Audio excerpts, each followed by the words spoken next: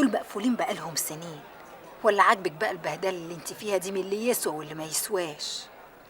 اتكلي على الله يا صباح، اتكلي على الله وجمدي قلبك. ارجعي يا صباح، ارجعي ارجعي، ما تعوميش على العوم جميله، دي بنتي مطيوره. الله، الراجل يفكر فيكي ايه؟ يفكر فيكي حاجه وحشه وتروحي في الرجلين. بطلي نشوفيه بدماغك، صدقيني مش هتخسري حاجه.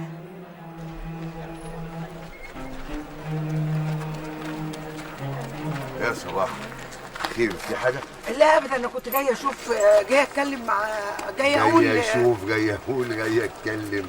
كنت جايالي بس دماغك جابت ودت ادخل ولا ارجع تاني، صح ولا لا؟ تعالي معايا، اتفضلي. ايه بقى يا ست الموضوع اللي عايزه تكلميني فيه ودماغك بتجيب وتهدي؟ يا صباح، محتاجه فلوس؟ امسكي. لا يا معلم، مستوره والحمد لله، واذا احتجت اي فلوس مش هلجأ لاي حد بعد ربنا غير ليك انت يا معلم فتحي. ونعم بالله. طب خشي في الموضوع دغري، انا بعزك يا صباح عشان انت دغري واللي في قلبك على لسانك. عايزه ايه؟ اصل جميله اختي كلمتني في موضوع والله ما كان على بالي، وكنت مكسوفه خالص ان انا اجي، بس ايه؟ ها، قالت لك ايه بقى جميله؟ قالت لي على دكان من الدكانين المقفولين اللي عندك، يعني نحط فيهم حاجاتنا بدل البهدله ورزاله الخلق علينا. وماله يا صباح، بس كده؟ امور يا ستي من عينيا الاتنين. يسلم عينيك يا معلم، وانا ممكن يعني ندفع لك مبلغ على قد الحال، ولو احتجت المحل في اي وقت ناخد حاجتنا ونرجع فرشتنا. بطلي الكلام الصغير ده. امسكي. ايه دول يا معلم؟ دي مفاتيح الدكانين، افتحي اي دكان فيهم وافرشي فرشتك واقعدي زي ما انت عايزه. ما انا كنت عاملهم للقماطه عشان يسترزقوا، انت اولى.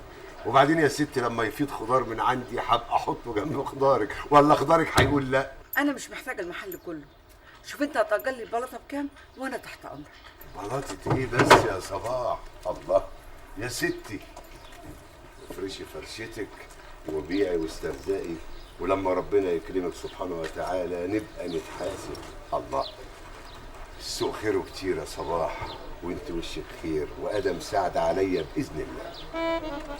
كتر الف خيرك يا معلم، ده انت شلت حمل كبير قوي من على قلبي. بعد اذنك يعني، متشكره قوي.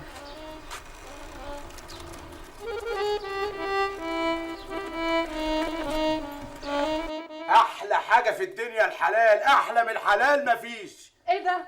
انت رايح الشغل يا نبوي؟ باذن الله هصلي مع ابويا الحاج واطلع على السوق. ادعي لي يا بنت ربنا يرزقنا. ربنا يكرمك يا نبوي ويديك على قد نيتك يا قادر يا كريم. ياض خد.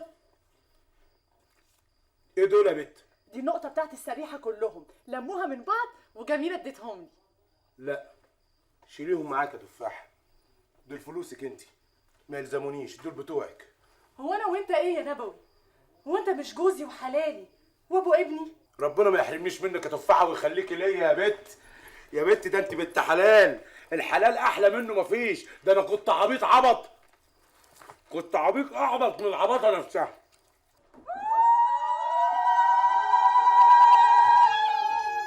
خشوا برجلكم اليمين. مبروك يا سبوحه، مبروك يا سبوحه، مبروك يا سبوحه. مبروك يا صباح، مبروك يا جميله، مبروك يا ست ام حمدي. الله يبارك فيكم، متشكرين يا ام زهدي، كتر خيرك يا ام اسماعيل. ما يجيبها الا نسوانها. بطل عبط، بكره مع ما صباح تبقى اكبر معلمه في السوق كله. ابوك. الله يبارك فيك يا فتيح. الله يبارك فيك يا اخويا، الله يبارك فيك. يا اختي مالك يا ام حمدي، ايه قرصك تعبان؟ يا اختي ده اكتر من تعبان، ربنا يكفينا شر العين الوحشه. الله اكبر، الله اكبر، خمسه وخميسه حصوه في عين اللي ما يصلي على حضره النبي عليه السلام. يلا يا وليه انتوا وهي نضفوا الدكانه، خلوها لي زي الفل عشان تنور كده بصحبتها. الله الله الله، هو في ايه يا ام حمدي؟ ايه اللي بيحصل ده؟ يا ساتر يا رب، صباحنا وصباح الملك لله، هو مفيش حاجه تكمل للاخر كده؟ بقول لك ايه يا ام حمدي، رد على الدلع دي ريحيه. عاوز ايه يا عبد يا جزرة؟ عاوز اعرف مين اللي اداكوا الاذن تفتحوا الدكان ده؟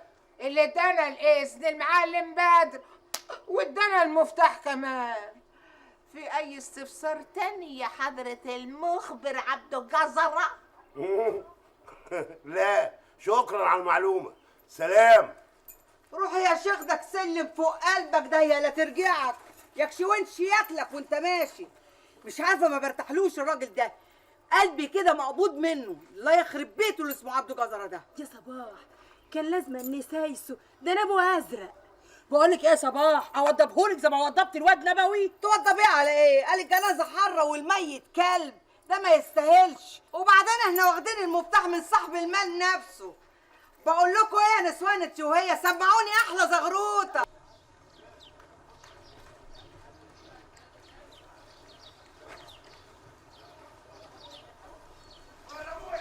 ولا ابوي ها شفتش المعلم سعداوي ولا؟ اخص عليك، اخص عليك وعلى البني ادمين والصحوبيه. انت صاحب، انت اخص. الله الله الله الله، انت اتهبلت ولا جننت؟ ايه عملت لك ايه؟ زعلتك في حاجه انا؟ بقى يا راجل يا ناقص، اول مره تشوفني بعد جوازي ما تقوليش مبروك. انت صاحب انت.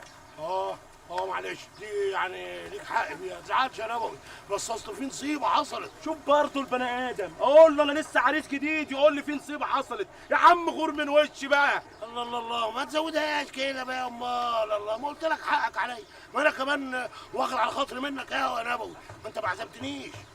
اصل الجوازه جت فجأة كده يا عبده. فجأة؟ طب سك على الفوق.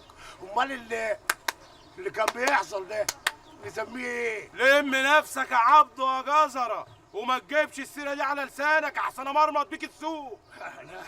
لا معلش، انا بهزر معاك والله ما كنت اقصد. طب ايه رايك بقى ان انا كنت ناوي اجي لك البيت وانقطك انت وتفاحه في الصباحيه؟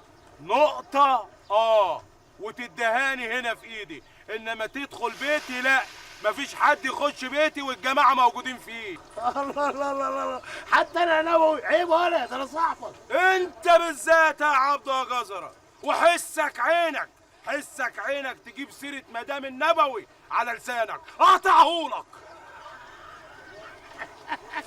حلو قوي مدام النبوي دي، لا ملعوبه ولا خلاص. ما تزعلش مني، حقك عليا بقى. فين النقطه؟ ايدك ناولني. اول ما اقبض هنقطك. هاو انت يا عبده جزر هيطلع منك مليم، ده انت حقنه. هتشوف يا نبوي، بس اشوف المعلم سعداوي. انت ما شفتوش ولا؟ ما قلت لك لا انا. مالك في ايه ومالك مش على بعضك كده؟ بنت صباح المعلم بدر اداها الدكان المقفول، ربنا يزيدها ويبارك لها يا رب. الله الله الله، لا معلش ما تجيش منك انت. الله، الجواز غيرك ولا ايه يا ولا؟ الحمد لله يا عبده جزره، الحلال حلو قوي يا اخويا، وربنا يديمه علينا. بطل انت بقى الحقد اللي جواك دوت، ودع الخلقه للخالق. مش هسيبها يا نبوي، وشرف جدي الغالي ما هسيبها، ولازم اكسر مناخيرها، وهتشوف على. كنت بتدور على ايه يا سيزفت انت، وايه اللي مزعلك؟ بنت صباح. يا دي صباح، وانا قاعد ما ورايش في السوق الا انت وصباح. انت شايلها على دماغك وزعق ليه؟ لا انا مش شايل حد يا سيدي المعلمين، انا بس واخد على خاطري منك قوي. معقوله انا اللي عامل لك خد مداس طول عمري تفضل بنت صباح عليا وتديها الدكان وتشك على البنك؟ يا انت بتبلبع ايه؟ يبقى المعلم بدر معاه حقيقي بتبلبع. لا يا سيد المعلمين، ده انا فايق و10 على 10 ومستعد للكشف الطبي كمان. انا مش بتاع بالبلبعه وكلام فاضي من ده، كل دي اشاعات. امال ايه الدكان ومش الدكان اللي انت بتقول عليه ده؟ دكان من الدكانين يا سيدي.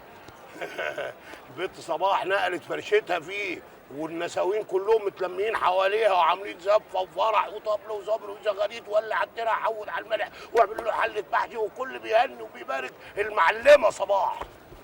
كلام ايه هذا اللي طاير النافوخ على الصبح ده؟ وطير النافوخ وبس يا سيدي المعلمين، بس هو ده اللي حصل زي ما بقول لك كده.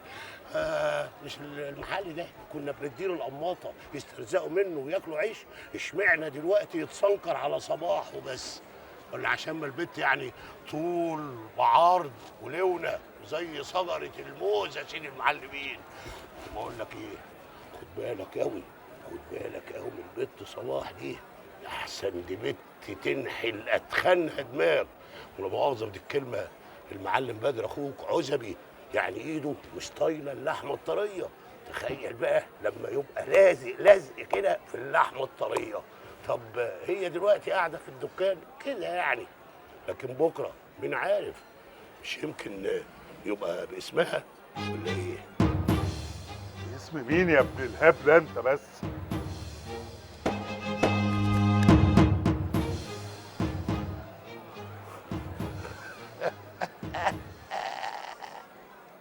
هو ده الموضوع اللي مزعلك وشفته بعينيكم ما صدقتش؟ انا قلت الدنيا اتقلبت. الله، شوف شغلك احسن لك يا معلم سعداوي. يعني انت شايف الموضوع ده ما يزعلش يا معلم بدر؟ ويزعل في ايه بس؟ الله، دكانه ومش لازمانه، قافلينها من زمان، لما نحتاجها يا سيدي نبقى ناخدها وخلصت خلاص. لا ما خلصتش. يعني ايه يا سعداوي؟ مش كان لازم تاخد شورت برضه يا معلم؟ يعني ايه ياخد مشورتك؟ شايفني قاصر ولا ايه يا سعداوي؟ وانا كمان مش قاصر، واللي انت بتتصرف فيه ده يبقى حر مالي ومال ولادي. لا ده انت شكلك كده ناوي تخرف. لازم تفهم كويس ان في الوكالة الشورى شرط والامر امري. الشورى شرطك والامر امرك ده كان زمان لما كنت بتتصرف صح، لكن ما دام ناوي بقى تبعزق فلوسنا لا مؤاخذة على مزاجك يبقى لا. اخرس. بتضربني بالكف يا بدر. وقطع من لحمك الحي ما دام بتغلط في اخوك الكبير.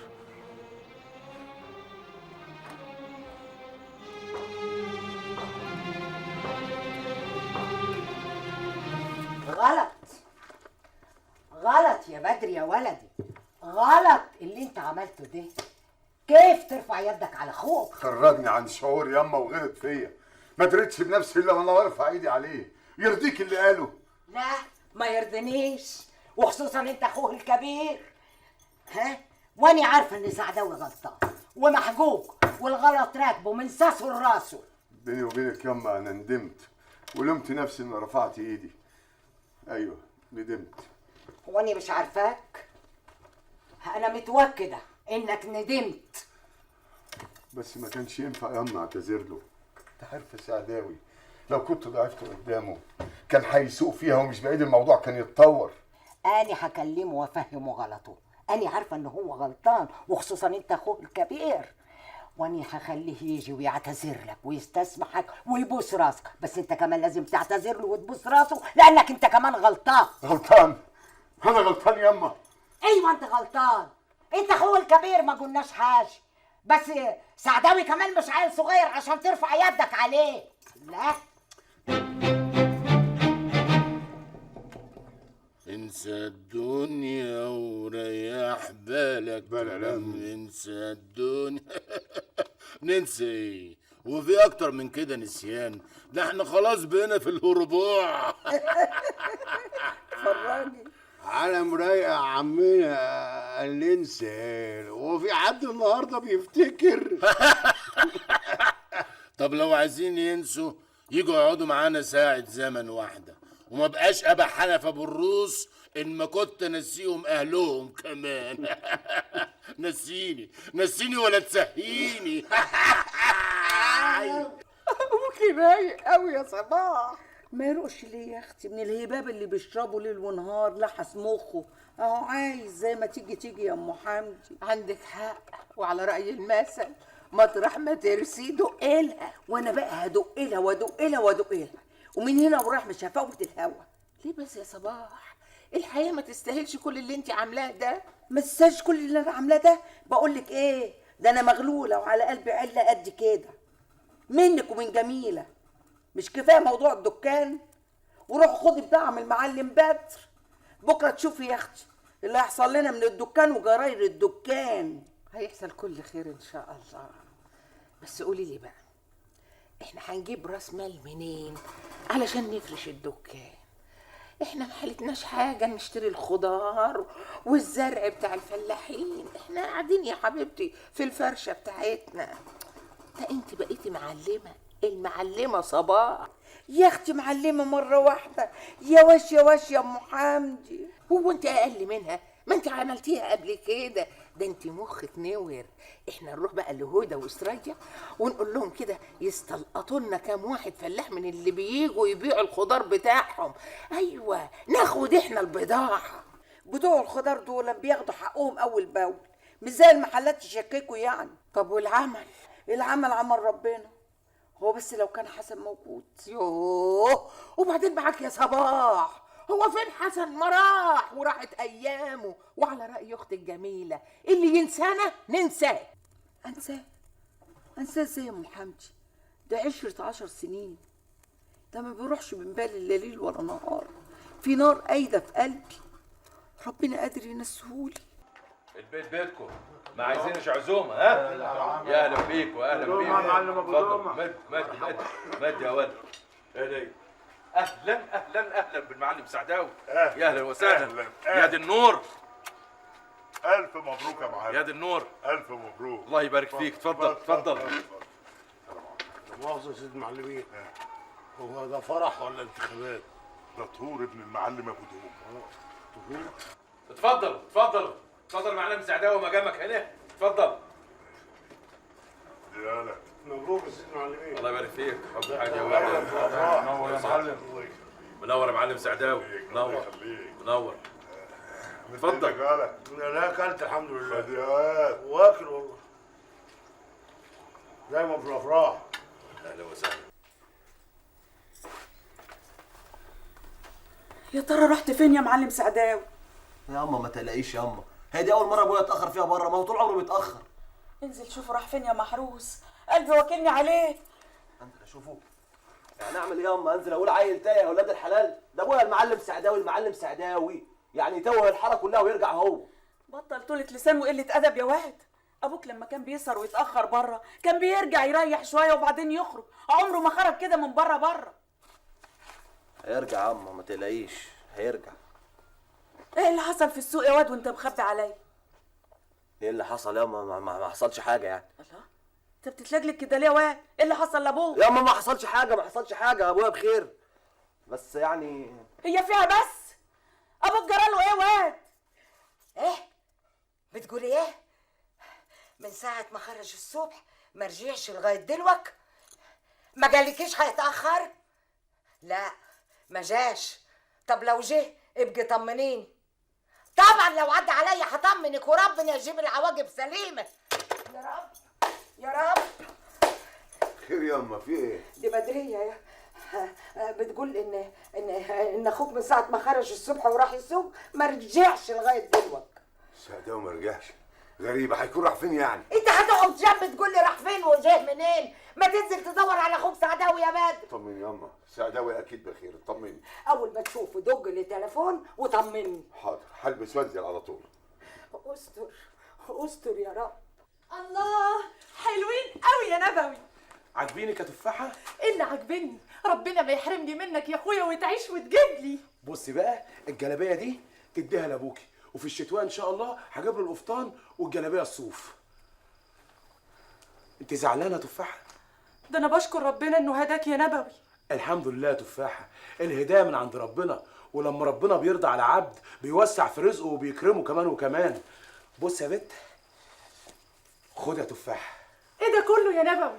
خير ربنا كتير، المعلم بدر وولاد ابو هشيمه نقطوني النهارده. والله فيهم الخير، نشيلهم بقى عشان اللي جاي يتربى في عزك يا نبوي. وفي عزك يا وش السعد والخير عليا. حبيته وبحبه وهحبه تاني. على طول مش خايف ونسيتك. ليه انت تقول حبيته؟ بيقول ساعات صح. هات المفاتيح اسوق انا يا سيدي. ليه انا؟ استخبى المعلم بدر اخوك جاي. ما اخافش انا اسوق. انا اسوق انا عشان بعرف اسوق. اسمع كلامك. هات مفاتيح سعداوي. مفاتيح ايه؟ مفاتيح هتسوق وانت مدهول كده. لا ده انا ما انا كنت هروح معاه واوصله لحد باب البيت. انت تخرس يا وسخ انت، كل المصايب دي بسببك انت غور. طب اروح فين؟ دي منطقه مقطوعه، اروح فين انت عارف؟ لك غور. هات بقى المفاتيح. لا هات المفاتيح بس. مش هديها لك. تسوق ازاي وانت مدهول كده؟ يا اما هتركب عربيتي يا اما هركب عربيتك وانا اللي هسوق.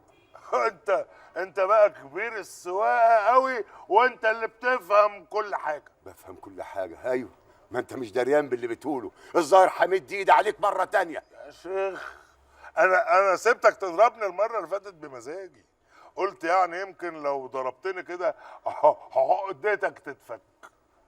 عقدة ايه دي؟ عقدة هو انت ما اتجوزتش ليه لغايه دلوقتي؟ انت مالك انت؟ مزاجي كده كيفي كده. لا يبقى بجد بقى المساله فيها ان ايه؟ يبقى الكلام اللي بيقولوه بقى في السوق صح، ان انت مش عايز تتجوز بقى وبتصرف فلوسك على البنات السريحه اللي في السوق. اخرس. اضرب هنا وهنا، اضرب كمان، اضرب عشان ترتاح. يلا اضرب اهو. استغفر الله العظيم. يلا يلا.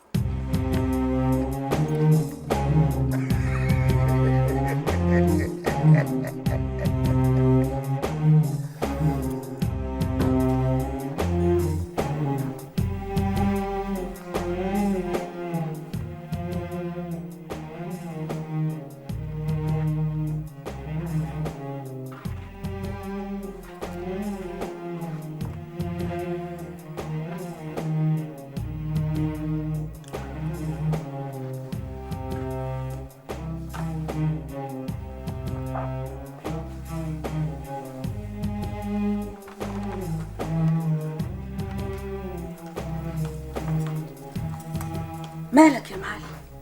مش جاي لك نوم ليه؟ صحيت يا بدرية؟ ما هنش عليا سيبك تقعد لوحدك. اكيد دماغك عماله تودي وتجيب بعد اللي حصل مع المعلم بدر. هو ده بدرية، هو ده. دماغي هتشت. روق يا اخويا روق. انا هروح اعمل لك كوبايه شاي تعدل لك دماغك، واجي تحكي لي على اللي مزعلك.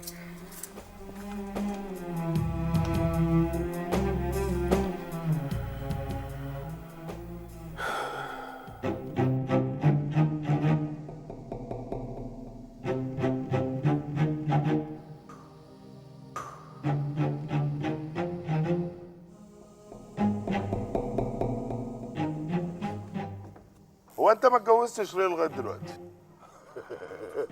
لا يبقى بجد بقى المساله فيها يبقى الكلام اللي بيقولوه بقى في السوق صح، ان انت مش عايز تتجوز بقى وبتصرف فلوسك على البنات السريحه اللي في السوق. يا ما نفسي اشوفك متجوز وعيالك بتجري حواليك. صدقني يا بدر، العمر بيجري والوحده صعب ولازم تكون واحده جنبك. فعلا غلطت يا بدرية، وده اللي مش مخليني اعرف انام. ما تزعلش نفسك يا معلم، ده انتوا اخوات والغلط مردود بينكم. انت من نجمه تروح تصالح المعلم بدر، ده قلبه طيب ومش هيشيل منك، ده بيسامح الغريب، يبقى مش هيسامحك انت اخوه الوحيد. قلبي طيب ايه ويسامحني ايه بس يا بدرية؟ مش هي دي المشكلة؟ امال هي ايه المشكله؟ مش فاهمه. مش بتقول غلطت يبقى تصالح؟ انا ما غلطتش، هو اللي غلط. معلم سعداوي، هو انت لسه يا لسه يا ولية؟ انا دماغي وزن بلد. طب قصدك ايه؟ ما تفهمني، غلطت ولا ما غلطتش؟ انا ما غلطتش لما ضربني بالكف ورديت عليه، لان انا مش صغير. لا طول عمرك كبير يا معلم. الله. طب غلطت في ايه امال؟ غلطت لما دوست على الجرح، وطبعا لازم يداويه. يا لهوي، انت عورت المعلم بدر. انت بهيمه يا ولية، ما تفهمي بقى. انا مش فاهمه حاجه، انا فعلا بهيمه. ولا انت عايز تعقدني ولا ايه الحكايه؟ تاني خلاص يا ولية، اقفلي بقك ده، طرطقي ودانك وافهمي اللي هقولهولك. ما انا مطرطقه وداني على الاخر اهو. ساعة الكلام اللي قلتهوله هو جدر مبتور ومفيش غصن يضلل عليه، وانا زي ما اكون نبهته للجواز. انا في غضبي ما حسيتش بكده خالص. يعني هيتجوز ثانيه يا اختي؟ ثانية اختك ايه وليه؟ ما رفضها وخلاص. بقى ثانيه يا اختي تترفض؟ ملوش في الطيب نصيب. سيبه يتجوز زي ما هو عايز. يتجوز زي ما هو عايز؟ يتجوز زي ما هو عايز ازاي وليه؟ انت عبيطة؟ عبيطه ليه يا معلم؟ مش انت الحاجه كان نفسكوا يتجوز من زمان؟ يا ولية الكلام ده كان زمان، دلوقتي لا. انت بتحب ابنك ولا لا؟ وده السؤال يا معلم؟ ده نور عيني اللي بشوف بيه. يعني نفسك تشوفيه احسن واحد في العالم؟ طبعا يا معلم، مش ابني. بس افهمي بقى، يعني انت لا مؤاخذة عايزة حد يشارك محروس ابنك بعد عمر طويل في كل اللي يملكه عيلة الديب، ولا يبقى هو لوحده؟ يبقى هو لوحده. لكن ايه دخل محروس واللي بتقوله في جواز المعلم بدر؟ انوتك يا وليه غوري. غوري من وشي يا خبر اسود، هتطير الحجرين من نافوخي.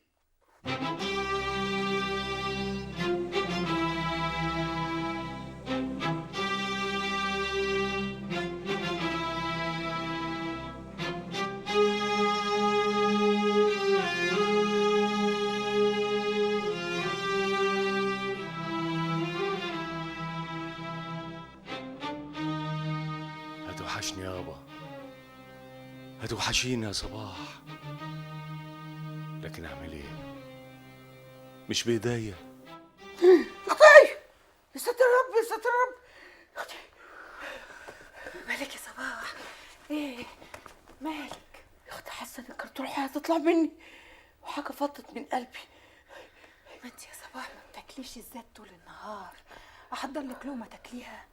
لا يا اختي بقيت كويسه، حاسه ان في حاجه كانت طابقه على قلبي هتاخد روحي، وحاسه ان حسن تاني يا صباح. يا اختي تاني وتالت وعاشر. هو حسن اتنسي يا جميله؟ ايوه يتنسي يا صباح. حسن خلاص ربنا سهله، وانت كمان فكري في نفسك، بصي على نفسك، ده انت عدمتي يا اختي. نامي نامي يا حبيبتي، سمي كده بس ونامي نامي.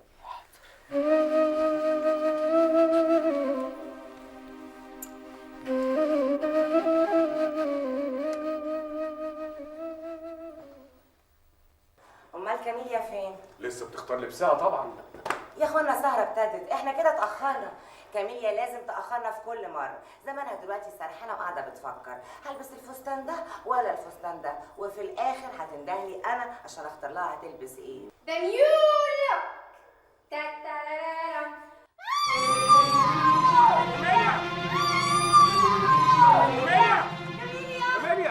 كاميليا شوكت هات دكتور.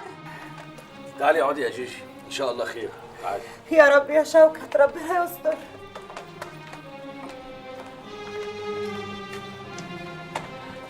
ايه يا دكتور؟ خير يا دكتور. مبروك المدام حامل. مبروك يا عمر. حامل كاميليا حامل، وهنبذل اقصى جهدنا عشان ننقذ الجنين. ارجوك ارجوك يا دكتور اعمل اي حاجه، انا المهم عندي كاميليا. لازم المدام تقعد عندنا كام يوم. حاضر حاضر. استر يا رب استر يا رب.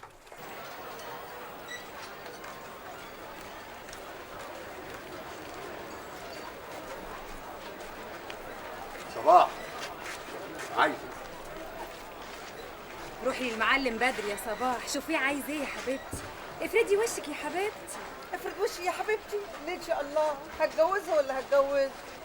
حاضر يا معلم. ما تروحي له يا صباح، شوفي عاوز ايه. حاضر يا ام حمد، هروح لما اشوف اخرتها ايه. قولي لي يا جميله، رسيني على الدور. دوري بس يا ام حمدي. الدور العلاوي يا بيت. مالكيش دعوه بالعلاوي يا ام حمدي، خليك انت في البدرون كده برضه اخصى عليك يا جميله، ده انا ام حمدي يا بنت. يا بنت قولي لي ايه اللي حصل وفهميني. يا ام حمدي خليكي في حالك، ده انا ما صدقت ميلت دماغ صباح. قلتيلي. لا يا صباح، انا برضو زعلان منك. ايه اللي انتوا شايلينه ده؟ دي طلبات الدكان يا معلم. ودي طلبات برضو تتحط في الدكان؟ طب قولي لي وانا ابعت لك كل اللي انت عايزاه لغايه عندي. كتر الف خيرك يا معلم. وبعدين الواحد لازم يحط في عينه حصوة ملح، مش كفايه الدكان؟ يا ستي الدكان والبضاعه. لا يا معلم، كده يبقى كتير قوي. بعدين الواحد عايز يحس بطعم القرش. يا ستي وانا قلت غير كده؟ انا هديك البضاعه بيعيها وابقي سددي ثمنها براحتك، زي ما بعمل مع القماط. اعفيني يا معلم، انا مش عاوزه حد يلسن عليا اكتر من كده. انا من ساعه ما قعدت في الدكان وانا مش خالصه. صباح تشاركيني؟ معقوله يا معلم اشاركك؟ ده انا ابيض يا ورد. وبعدين اشارك مين؟ المعلم بدر كبير السوق. خلاص يا ستي، ما دام مش عايزه تاخدي لوازمك من عندي اتفضلي امسكي. ايه دول يا معلم؟ تاني؟ يا ستي الفلوس دي ثمن البضاعه، يبقى انا مشارك بالبضاعه وانت بمجهودك، والنص بالنص وتبقى شركه خير.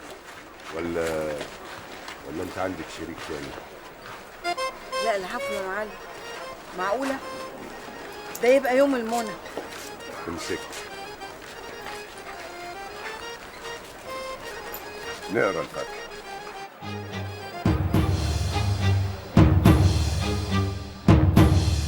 ودي شوالين من دول للمعلم خميس. الحق يا معلم سعداوي، الحق يا معلم سعداوي، الحق يا معلم سعداوي، الحق اخوك المعلم بدر. ماله هذا اخويا المعلم بدر؟ كان واقف مع البنت الزفت اللي اسمها صباح، الهي لا تصبح ولا تربح، وكان بيدي لها فلوس كتير قوي. رزم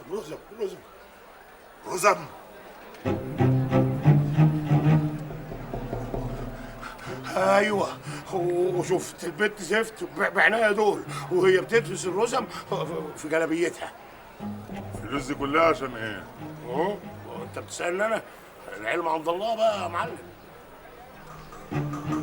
بقول لك ايه يا ده عبده، هي البت صباح دي مشياها بطل؟ ايوه ديلها نجس يعني، مع انه مش باين عليها خالص.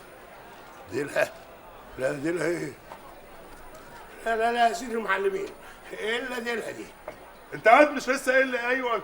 وبعدين انت من قيمه كام يوم قلت نفس الكلام، وانت بوشين ولا ايه؟ لا بوشين ده ايه فشر، بس انت يا سيدي المعلمين اللي فهمتني غلط. انا مش قصدي مشيها بطال كده يعني، انا قصدي ان لسانها طويل وزفر عايز حشه بعيد عنك، انما ديلها نجس. لا ديلها دي انا مش قدها، دي على رقبتي لا مؤاخذه، لان انا عمري ما شفت على البنت دي حاجه وحشه الصراحه.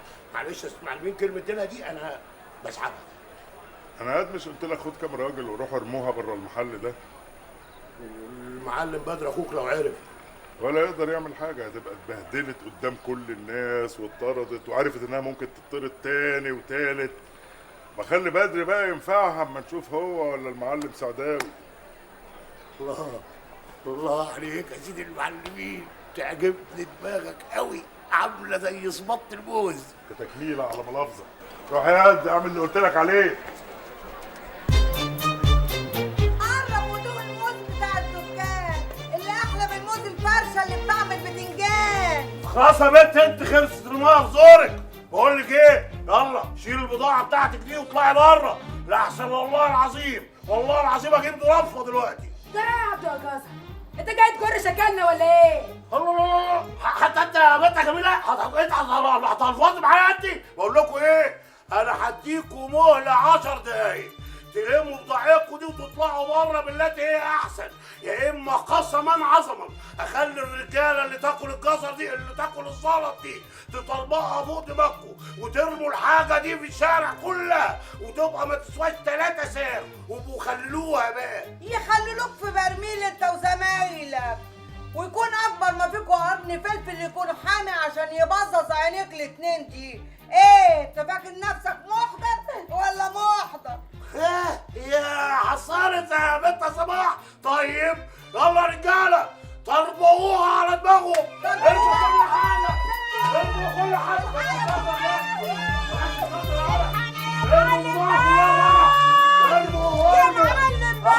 في ايه اللي حصل؟ يا معلم بدر. راجع انت هو جرايم في ايه؟ مش هيبقى عليكم تتهجموا على الحريم؟ مالكم ومال دكانهم؟ عبده جزرة، انت اوامر المعلمين يا ريس. انا يا وسخ امرت بحاجه زي كده؟ اقدر ايه يا معلم بدر؟ المعلم سعداوي هو اللي امر، وما دام امر المعلم سعداوي بامره لازم يمشي يا بابا. وانا قلت لا خلاص لا معلش بقى يا معلم بدر، المعلم سعداوي قال لي طلع الحاجه دي بره بطلعها بره. لا ده انت قليل الادب عديم المفهوميه. كويس انك جيت يا معلم سعداوي. المعلم بدر مش عايزني ارميهم بره زي ما حضرتك. ما انت لا ده انت بتعلي صوتك قدام المعلم بدر. سيدك وتاج راسك وتاج راس السوق كله قدامي. قدامي يلا قدامي اطلع بره يلا يلا.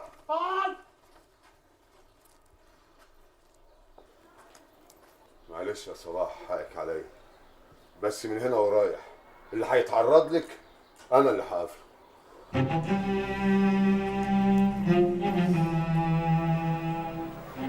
وادي راسك يا معلم بدر، ما تزعلش منه.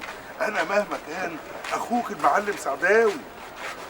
بصراحه انا كنت زعلان منك ومتاثر قوي، لكن بعد اللي عملته قدام الخلق انا خلاص نسيت. ولعلمك انا ما رضيتش اطلع البيت امبارح الا لما اطمنت عليه. طول عمرك كبير يا معلم سعداوي، يا ريت تبطل الهباب اللي بتتعاطاه ده. الله يخرب بيت الهباب وسنينه، خلى لساني غلط بكلام ما كانش المفروض يتقال. بس سامحني سامحني والنبي يا معلم بدر.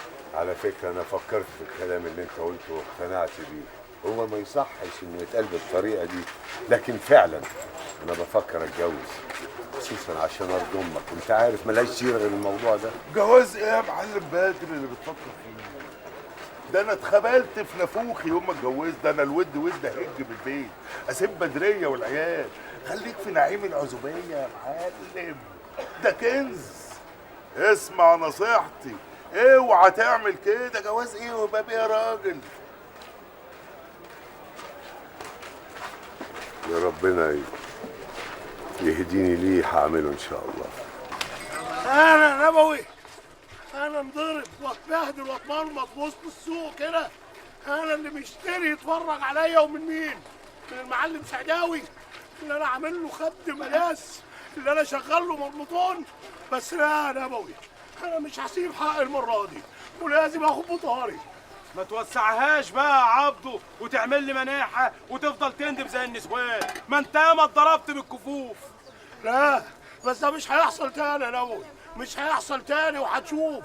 وهيجي اليوم اللي افكرك فيه وانا داخل السوق يا نبوي، وانا المعلم عبده جزرة على سن ورمح، اللي بيحل ويفك ويسك على البوك. وهردها للمعلمين، هرد لهم القلم قلمين. ما تعرضهاش بقى وعيش عيشة اهلك، وبطل تحلم كتير يا صاحبي، بدل ما يجيلك كابوس ويكتم على مراوحك وتفيص.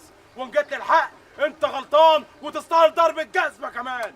انا انضرب واتمرمط وابقى غلطان كمان؟ ايوه لانك عبيط، افتكرت انك ممكن تخش من الاخ واخوه. ما هو المعلم سعداوي هو اللي قال لي ارمي لها حاجاتها بره. يا عبيط، يقول لك من هنا تطنش من هنا. دول اخوات ومصيرهم هيتصافوا، وانت اللي في الاخر هتداس زي الصرصار، ويمكن ما تحصلوش كمان. اخرس قطع لسانك، انا مش صرصار يا نبوي، وعمري ما هكون صرصار، لان انا من عيله، لا من عيله كبيره. انا لا كبيره قوي يعني. ده انا جدي كان اسطوره، كان عمده، مش اي عمده، مش عمده عادي كده لا. وامي كانت مرات ابن الله يرحمهم بقى. وابويا الله يرحمه ساب لي فلوس كتير قوي. بس انا مش هيجالي بال الا لما اخد حقي من عم الله يحرقه. يا عبدو يا عبدو يا عبدو الحق، كلم المعلم سعداوي عايزك. المعلم سعداوي؟ ايوه. بابا جرى على هريدي، قول له ان انا جاي وراك على طول. بسرعه بسرعه. انت مش قلت لك الكلب مالوش غير سيده يتمسح فيه؟ انت اللي 60 كلب. عيب انا نبوي، وهتشوف بنفسك ايه اللي هيعمله المعلم عبده جزرة. يلا يلا انا مش طايق اشوفك.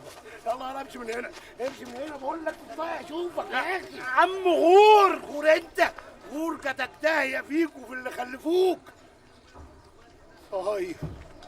طيب يا سوق السوق، طيب يا سوق الخضار والفاكهه، ان ما كنت افرجك. حاضر يا معلمين، بكره تشوفوا المعلم جزره هيعمل ايه.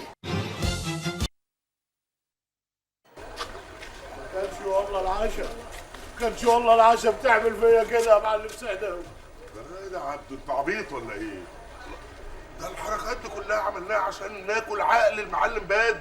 ما كانش فيه طريقه تانية تاكل بيها عقل المعلم بدر غير انك تاكلني على وشي وتضربني وتمرمطني وتبهدل كرامتي قدام الخلق كلها. وبعدين يالا والنبي باخدك كمان كفين 3 على وشك. اضرب يا معلم، اضرب. مش فاهم في ايه؟ هذا افهم يالا. وبعدين كلهم قلمين كفين على كام شدود، يعني مش اي حاجه، بدل ما كل المعلمين اللي في السوق بيضربوا صبيانها. دي محبه. بس محبتك زياده وتقيله قوي يا سيدي المعلمين. خلاص يالا، المره الجايه هنخليها على الريحه وخفيفه كمان. مره جايه؟ لا يا معلم سعداوي، مره جايه ده ايه؟ ليه كده بس يا معلمه؟ ده انا بتحامى باسمك اللي زي الطبل في السوق. هو ده اللي مخليني اخد حقي من الكبير ومن الصغير. دلوقتي بعد اللي حصل ده انا حاسس ان انا بقيت عريان. خلاص يا حسطوره، هتمشي جنبي في السوق كله كده كتف في كتفك. قلت ايه؟ يلا بينا انا هرسمك. قوم يلا.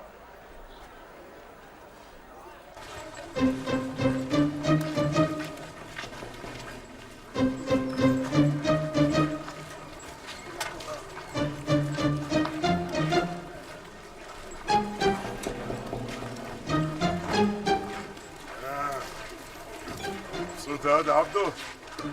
الا مبسوط يا معلمه، اهو كده غطيني واستر لحمك يا سيدي المعلمين، عشان اللي عايز يصطاد في الميه العكره يعرف ان الميه خلاص راقت، وان لسه من رجالتك، وان انت ما تقدرش تستغنى عني ابدا. مش قوي كده يا دغدغ بالقلم على وشك. لا بلاش، الله انت هتبوظها، بلاش الله يسترك. خلاص اقف وانت ساكت.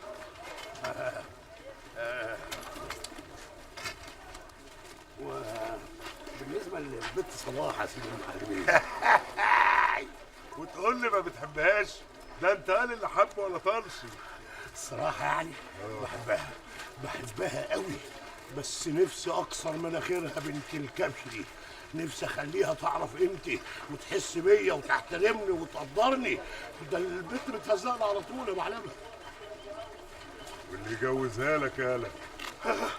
انا كنت واقف على مدرسه كابوس. ده انا عايش لك خدام طول العمر يا سيدي المعلمين. خلاص، مصاريف الجواز عندي ولوازمه كلها على حسابي. روح، الله يكرمك يا معلم، الله يكرمك. طب بالاذن يعني ممكن اروح اكلم ابوها؟ روح يا واد وبقلب جامد كمان. وهتديني الدكان المقفول التاني اللي جنب دكانها؟ دكان يا ابن العبيطه اللي بتتكلم عليه؟ انت فاهم ان صباح هتفضل دقيقه واحده بعد اللي حصل النهارده الصبح؟ يلا انت وهي لموا الخضار والفاكهه وحطوهم على الفرش. اسرع عليه، حسدونا وادونا عين. الفرشه تاني يا صباح. بقول لك ايه، انت بالذات تخرصي خالص، واللي بقول لك عليه تسمعيه. يا لهوي، جات الحزينه تفرح ما لقت لهاش مطرح. لم الخضار يا زكيه ويلا بينا على الفرشه والقعده الارضيه. يا صباح ليه كده بس يا حبيبتي؟ ما كنا قعدنا يا اختي في الدكان. بقول لك ايه، انا مش طايقاك، انا العفاريت بتنط في خلقتي. انا غلطانه اللي سمعت كلامك من الاول. سمعتي كلامي وكان ايه اللي حصل يعني؟ اذا كان يا اختي على اللي اتبعتر الحمد لله لميناه والمعلم سعداوي عرف وخلصت الحكايه. خلصت الحكايه وكرامتنا يا اختي اللي اتبعترت والخلق اللي اتفرجوا علينا. انت فاكره ان المعلم سعداوي ما يعرفش باللي حصل؟ لا يا حبيبتي، ده نقطع دراعي من هنا. ان ما كان هو اللي وزي الواد عبده هيوز غيره وغيره وغيره، يعني من الاخر كده مش هيسيبنا في حالنا. ولا يهمك يا حبيبتي، المهم ان المعلم بدر الديب بحاله معانا.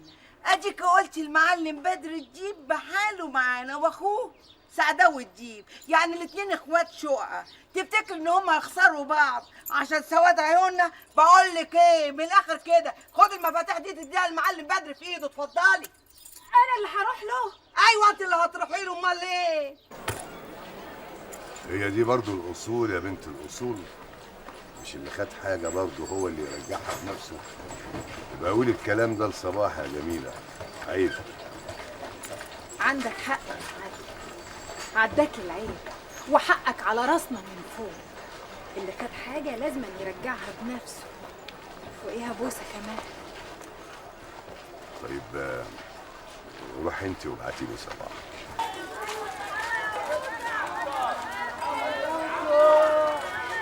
يا خيار يا سيري. لا يا اختي انا مش هشغل مرسال، انا تعبت خلاص، 5 مرة اروح واجي. مفاتيحك اهي. ايه ما رضتش اخدهم منك برضو؟ ايوه، وقلت له زي ما قلتي بالظبط انك تعبانه، مفيش فايده، لازم تروحي له بنفسك يا صباح. وبصراحه بقى الراجل عنده حق، خلي عندك ذوق وروحي رجعي اللي خدتيه منه. خايفه ليه؟ هو بابا ولا بابا؟ لما يكون مليون بعبع انا ما بخافش من حد، انا قايمه رايحه له.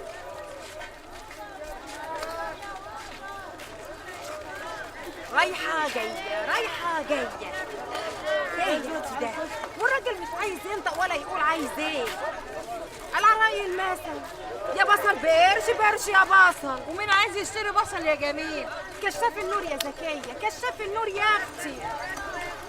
يا حامي يا فلفل.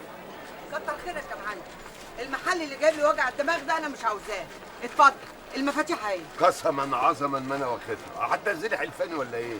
وبعدين لا اله الا الله، بقول لك ايه يا معلم، انا مش عايز اقعد في الدكان ده. طب يا سيدي ابعت لك المفاتيح امتى؟ ما تبعتيهاش يا صباح، انا هبقى اخدها منك بعد كده، بس مش وقت. ووقته هيبقى امتى يا معلم؟ الله الله الله، ده البنت صباح خارجه من عند المعلم بدر يا معلمه. الله، هي مالها وماله؟ وهو لا مؤاخذه عايز منها ايه يعني؟ مش هو اللي عايز يا واد، هي اللي عايزه. لا، هي اللي عايزه ايه بالظبط؟ لا مؤاخذه يا سيدي المعلمين يعني. كانت بتديله مفتاح الدكان. بقول لك ايه يا واد، روح عندها للبنت صباح دي قول لها المعلم سعداوي عاوز. من عينيا يا معلمه، في التو واللحظه. شوف اخرتها معاك يا صباح،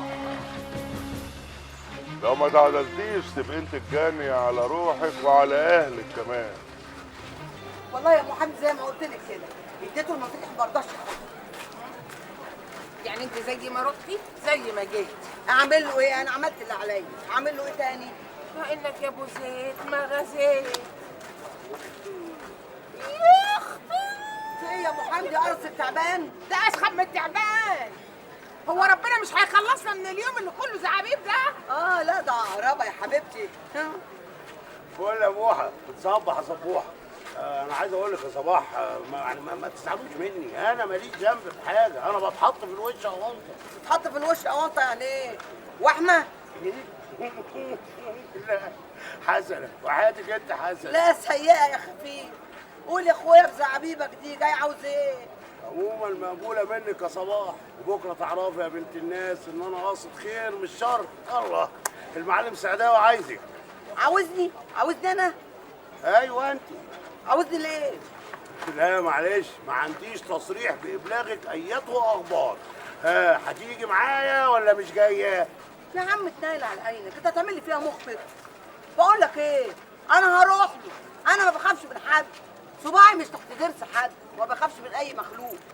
بقول لك ايه يا محمد، انا دمي فاير من اللي اسمه عبده جزر ده. ايه رايك لو فتحت دماغه 3 غرز وجبت ابويا واللوز سلامعي واهل الحته يسهروا فيهم لغايه بكره الصبح؟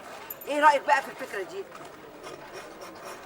عبده يا جزرة، هو انت ترقيت من بواب وبقيت مخبر؟ عاوز تترقى ايه تاني يا عبده يا جزرة؟ معلم، مش معلم عادي، لا سيد المعلمين كمان. وبكره تشوفي يا ام حمدي. ام حمدي بلاش ست وتلوك وسك على البوك.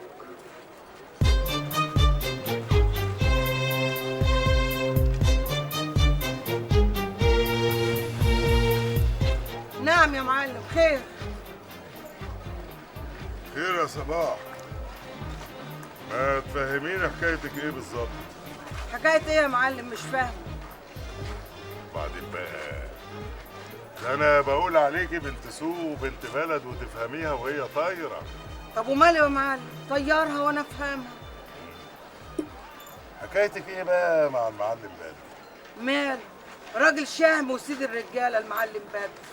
انا كمان راجل شاهد وسيد الرجاله. خدي دول. بتوع ايه دول يا معلم؟ انا قلت لك يا صباح انا كمان راجل شهم وسيد الرجاله. وبعدين بدر ده اخويا وشريكي. ايوه شريكي في كل حاجه. وان كان لا مؤاخذه اداكي بحل وفلوس انا كمان اديكي بحل وفلوس. ده انت كده طيرتها وانا فهمتها. ها ايش قولك بقى؟ ليك حق تقول اللي انت عاوزه. ليك حق يا ابن الاصول. الحق مش عليك، الحق عليا انا. اتفضل يا معلم، المفاتيح قدامك والفلوس اللي انت اديتهاني ابقى عدها وربطتهم زي ما اديتهم لي. ايه اللي حصل يا صباح؟ فهميني. اهو اللي حصل يا معلم بالاذن. استني بس يا صباح. الله، طب افهم. سيب ايدي يا معلم.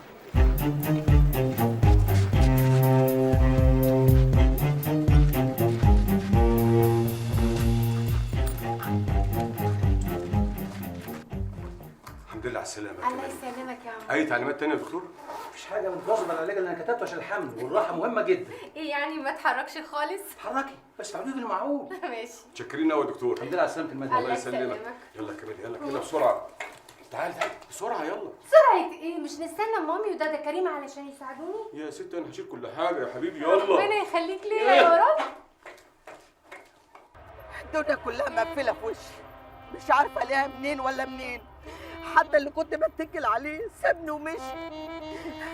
انسي حسن يا صباح، انسيه. عمر البكا ما هيرجع اللي راح، وده موال وخلصنا منه بقى. اسمعي الكلام. اسمع كلام ايه يا جميله؟ ده كلام تقوله لي انسى حسن؟ هو حسن يتنسي؟ ده حسن عمري كله. ده ياما ضحكت معاه وياما عيطت على كتافه. تقولي لي انساه يا جميله بالسهوله دي؟ نصيبك يا صباح، نصيبك. والحمد لله انت ربنا مصبرك ومقويكي. مصبرني ومقويني ايه؟ انت مش حاسه بيا ولا حاسه بالنار اللي جوايا. اذا كان عليا عايزه اصرخ واقول يا حسن، جاي يا حسن، جاي يا حسن. سبتني ليه يا حسن؟ سبتني ليه؟ انت مش حاسه بالنار اللي جوايا. سيبيني في حالي. بس يا صباح خلاص ما تعمليش في نفسك كده. وانا معايا جميله كان العمر بيجري، وكنت بقول يا بنت اصبري هيتقفل عليكي باب واحد انت وهو. لكن حتى الفرحه ماتت في قلبي قبل ما تتولد. يعني يا فرحه ما تمت. خلاص يا صباح ما تقطعيش قلبي معاك، انا مش ناقصه. اعمل ايه يا حبيبتي؟ جرح واسع قوي ومش عارفه اداويه. ده انا غلبانه وشقيانه وربنا لوحده هو اللي عالم بيا. بكره الدنيا هتضحك لنا يا صباح. ما هو مش معقول هنفضل طول عمرنا عايشين على الرف. اكيد هيجي اليوم اللي هناخد فيه حقنا من الدنيا دي تالت ومتلت. احنا مش اقل يا اختي من النسوان اللي قاعدين في بيوتهم متستتين ومش قادرين يرفعوا دراعاتهم من الذهب اللي فيها. يا جميله انا عمري لا بصيت لا لذهب ولا لفلوس. انا كان كل همي يتقفل علينا اوضه انا وهو، وان شاء الله ناكل عيش حاف. عيش حاف ايه بس يا صباح؟ سيبك من كلام الاغاني ده يا اختي. القلب ما يقدرش يحب والبطن جعانه، هيحب ازاي؟ يلا يا صباح يلا نروح، العيش حاف قال. يلا يا حبيبتي يلا. ايوه جاي. اتفضل يا زوج. مساء الفل يا قمر. يا اهلا يا اهلا يا معلم سماكه، نورت ورد فرج. بقول لك ايه؟ قوم. ما شفتش عبده جزره؟ زمان على وصول. اقعد نعمل الواجب على مين؟ لا انا ورايا كام مصلحه هعملهم. اول ما تشوفه قول له اني سالت عليه ومستنيه على القهوه في شبرا. هو عارف القهوه؟ ايوه عارفها. سلام يا قمر. سلام. ايوه جاي.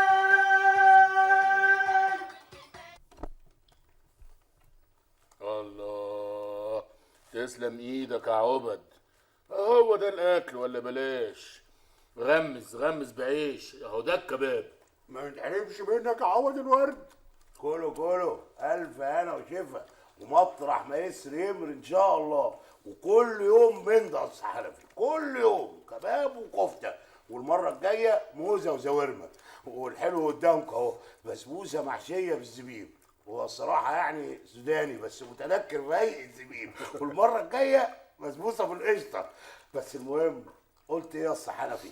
موافق ان شاء الله؟ الموضوع ده عايز تفكير يا عبد. انا سمعت كده انك انت متجوز. اشاعات وعهد الله اشاعات. اللي قدامكم ده لسه ما دخلش دنيا زي البسبوسه، وهتخش على ايديا ان شاء الله. ان شاء الله باذن قادر كريم. وكل اللي انت تطلبه يا اسطى حنفي انا تحت امرك وعينيا ليك. واثباتا لحسن النوايا ثانيه واحده امسك يا حنفي، امسك السلامه. بس لو اتقفشت ولا حاجه انا ما اعرفكوش ها. دي كده يا اسطى رمعي عشان تروق المسائل. المسائل دي بلا مؤاخذه من اختصاص انا. بالنسبه للمسائل العائليه بالنسبه للاسطى حنفي دي مسائل عائليه من اختصاصه هو، انا ماليش دخل فيها. الله الله الله، امال انت تشربها وتاكلها بس يعني انا مع اخويا؟ ماشي خلينا مع ابو نسب. قلت ايه يا اسطى حنفي؟ قلت ارمي بياضك الاول. من عينيا بياضي جاهز. امسك. ماشي ماشي. ايه خلاص كده؟ ايه مفيش سؤال مثلا يعني ايه بتوع ايه دول ولا ليه ولا كام لا مؤاخذه؟ واسال ليه؟ ما تفهمه ولا امعي. لا لا لا عبده يا حبيبي انت كده غلطان في السؤال ده لا مؤاخذه. انا؟ لا يسال ليه رزق وربنا بعته له، يسال ليه ويقاطع ليه كده يبقى اسمه بيتبطر على النعمه. طب اضرب كفته اضرب. طيب اللي انت دفنتهم في جيبك دول يا اسطى حنفي 200 جنيه.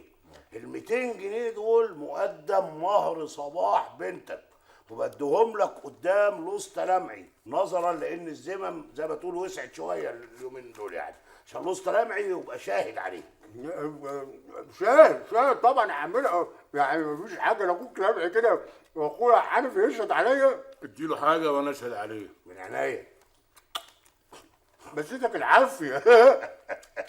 خلينا في المفيد بقى يا اسطى حنفي. بقيه البكوين يوم الخميس الجاي ان شاء الله هجيبهم لك. اول ما استلم ورث جدي من عمي هجيبهم واجي نقرا الفاتحه ونكتب الكتاب ونسك على البك. ها قلت ايه يا اسطى حنفي؟ تروح وتيجي بالسلامه يا عبده، بس في شرط جزاتي. لو ما رجعتش يوم الخميس المقدمه بتاعتك دي هتروح عليك. فهمه ولا امعي؟ عداك العيب يا عمنا، شرط كذاتي زي ما قال لك. بيعملوا كده الايام دي. يا عبده يا عبده انت فين؟ بدور عليك. ايه اللي مالك يا غريب؟ ايه الخشه السوداء اللي انت خشيتها فيا دي؟ لبستني جاتك البلد. حق عليا حق عليا. انا جايب لك رساله مهمه. رساله مهمه؟ ايه؟ في واحد مهم قوي سأل عليك. انا مهم فيهم؟ ما المهمين اللي بيسالوا عليا كتير قوي. هو انا شويه في البلد؟ سأل عليك ثبات ومستنيك على القهوه في شبرا. قلت مين؟ مالك كده كعبلت وكهربت في ايه مالك؟ كعبلت واتكهربت من ايه؟ ايه عامل عامله هربان من الحكومه هريدي اتعدل في كلامك لعدلك. يعني حق عليا اللي خايف عليك. خايف عليا من ايه؟ ازاي تخلي واحد زي سباكه ده يسأل عليك؟ معرفوش. انا لا اعرف سماكه ولا المرجوش ولا الناس الخطره دي خالص. انا مش عارف بيسالوا عليا ليه. بس الله يسترك هريدي ما تجيبش سيره لحد انه سال عليا. يعني خليك مجدع وسك على البوك.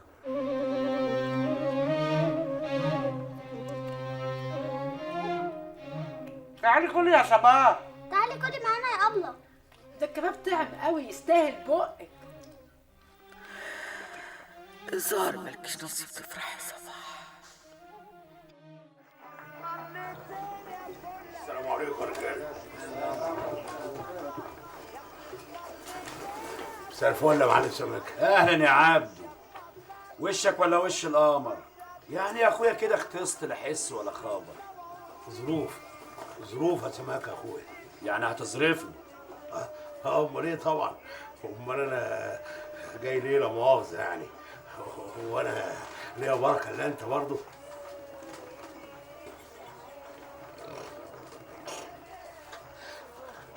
امسك يا سيدي المعلمين، طبق ايدك على دول. كام دول؟ 500 جنيه ان شاء الله. بس دول مختومين كمان. ها؟ اصل الصراحه يعني الفلوس دي انا واخدها من المعلم سعداوي سلفة. كنت واخدهم عشان اتجوز بيهم. ايوه فلوس المهر يعني. وبعدين؟ شفت بقى يا معلمي، يعني انت عندي اولى من العروسه عشان تعرف ان انا مجدع صح. ما تسقش عليا يا عبد، انا لسه ليا باكوين عندك، يوم الخميس يكونوا عندي. هتجيبهم ولا لا؟ هجيبهم طبعا، هجيبهم وفيهم احلى بوسه لاحلى معلم. ايوه كده اتعدل معايا لحسن بعدين ازعل منك. وانا ما اقدرش على زعلك يا معلم سماكه، ده انا خدامك وخدام ابوك كمان. بس الله يسترك وحياة العيش والملح يا راجل، لا تميل على المعلم المرجوشي وتقول له يزود لي القطعيه شويه. الله، هو انا مش من رجاليك ولا ايه؟ يعني ايه؟ عايز اكبر سنه، عايز اترقى بقى. لا مؤاخذه دي الكلمه، شغل الوقيه والربع والتمنايه انا كبرت عليه خلاص. عايز اشتغل في الخليج. بعدين تغرق يا عبد. وماله ما هي لو الطوبه جت في المعطوبه، الوقيه هاخد فيها تأبيده، والتربه برضه هاخد فيها تأبيده. يعني هي يبقى باخدها في التربه احلى باخدها في الوقيه. غير ايه يا معلم سماكه؟ انا عايز اقب على وش الدنيا واعوم. ماشي يا عبد، انا هكلم لك ابويا، بس انت برضه لازم تشوف لك سكه علشان تصرف فيها البضاعه، لان ابويا مهما كلمه واتوسط لك عنده مش هيديك اكتر من 3 ايام علشان بعد ما تاخد البضاعه تدفع ثمنها. رقبت للمعلم سماكه وللمعلم المرجوش كمان، بس انتوا ليموني على البضاعه عشان نشتغل بقى. ده السوق شرقان وانا شرقان، عايز اجري وارمح زي الرهوان، ولا انا هفضل طول عمري اعرج وازك على البوك. احنا اولى من الغريب يا حبيبي، وبعدين هم هيبيعوا المصنع بسعر هايل، وانا عايزه الدنيا كلها لابني اللي جاي، ولا ده كتير عليه؟ انا مش متاخر يا كمالي، اي حاجه فيها مصلحتك ومصلحه الولاد انا ما عنديش مانع، بس انا مش عارف هنكسب ايه من المصنع ده. فرق السعر هتفرق قوي يا عمر. حاسس كده ان ده وش القفص. ايه بقى اللي جوه العمليه دي؟ انا ابن سوق فاهم. بس دي مش بيعه في السوق، ده بيزنس تاني خالص يا عمر. وبعدين انت نسيت وعدك ليا ولا ايه؟ انا عمري ما اوعد واخلف، وانت عارفه كده كويس يا كماليا. بس يعني مين اللي هيفضل المصنع ده؟ انا يا عمورتي، انا هسيب شغلي في البنك زي ما انت كنت عاوز، هتفرغ للمصنع. انت هتفهم شغل المصنع؟ عموره، شوكت واختي جيجي هيعلموني كل حاجه قبل ما يسافروا. انا موافق يا كماليا، اتفقي معاها وشوفي امتى وانا تحت امرك.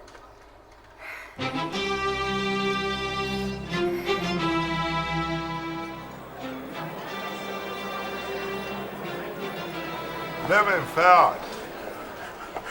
معلم سعداوي علمي انا عايز 5000 جنيه. بتقول يا اخويا عايز ايه؟ عايز ايه يا اخويا؟ عايز 5000 جنيه. 5000 جنيه؟ انت اتجننت يالا ولا حاجه؟ ليه بس يا معلم؟ مزنوق فيهم لا مؤاخذه. مزنوق في 5000 جنيه؟ ليه ناوي تشتري السوق؟ هشتري السوق ب 5000 جنيه؟ ما يكفوش يا سيدي المعلمين. الصراحه يعني انا فتحت على صباح يوم الخميس اللي جاي، وانت قلت لي بعظمه لسانك ان انت متكفل بكل مصاريف الفرح. متكفل بمصاريف الفرح 300 جنيه 310 320، لكن 5000 جنيه ليه؟ هتتجوز يا سفيرة عزيزة يالا؟ ده صباح يالا، صباح بنت حنف ابو راسين. يا معلم المهر ومصاريف الفرح واللازم منه، وانت يا سيدي عارفين الحاجات دي بتصرف قوي لا مؤاخذه.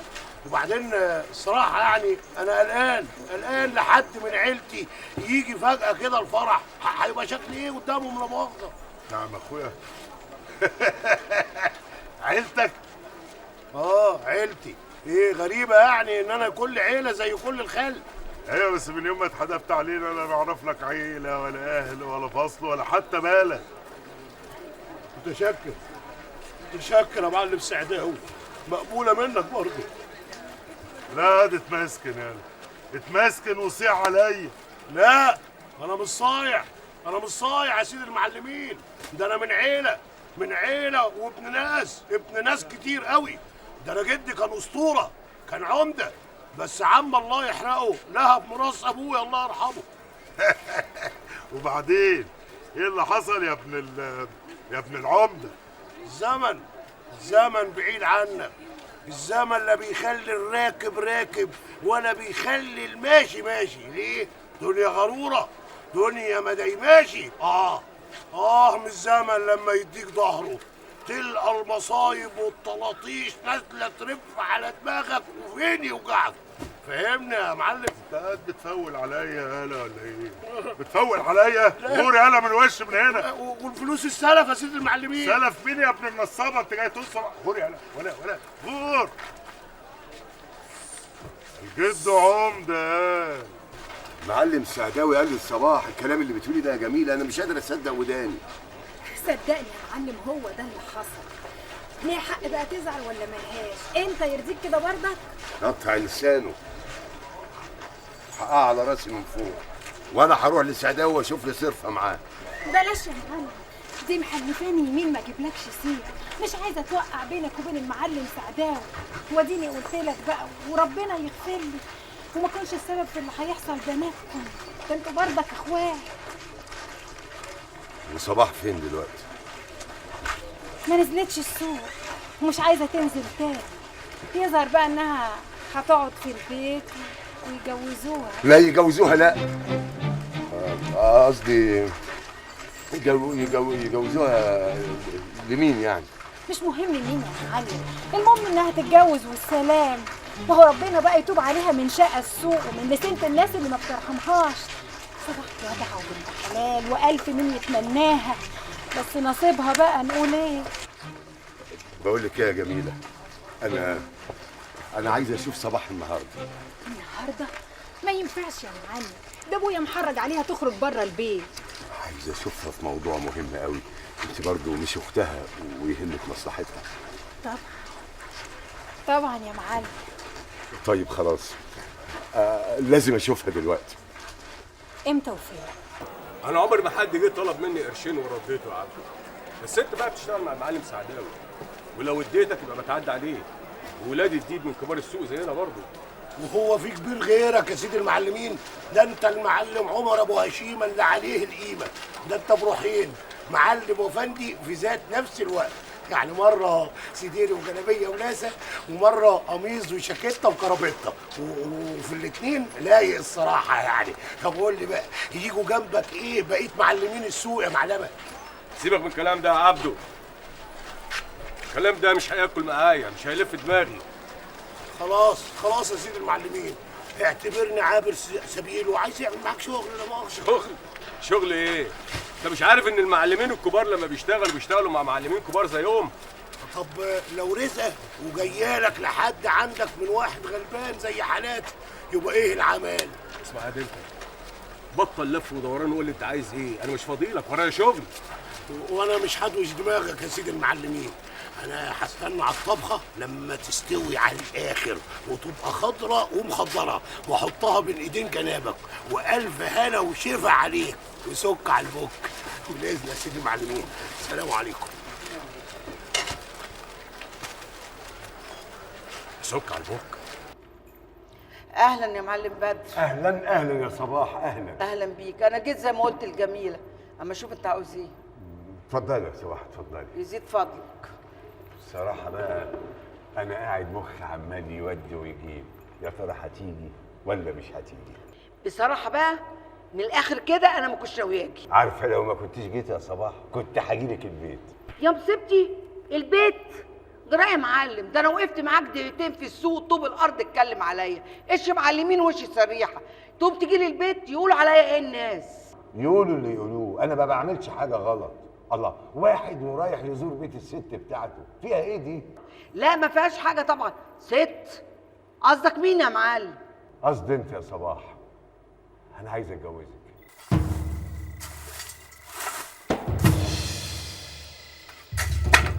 وحشتوني وحشتوني.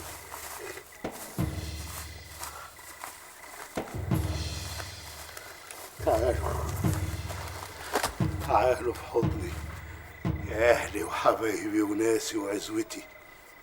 يعني الأوان تقبوا على وش الدنيا عشان الواد عبده جزرة العربجي يبقى المعلم عبده جزرة على سن ورمح.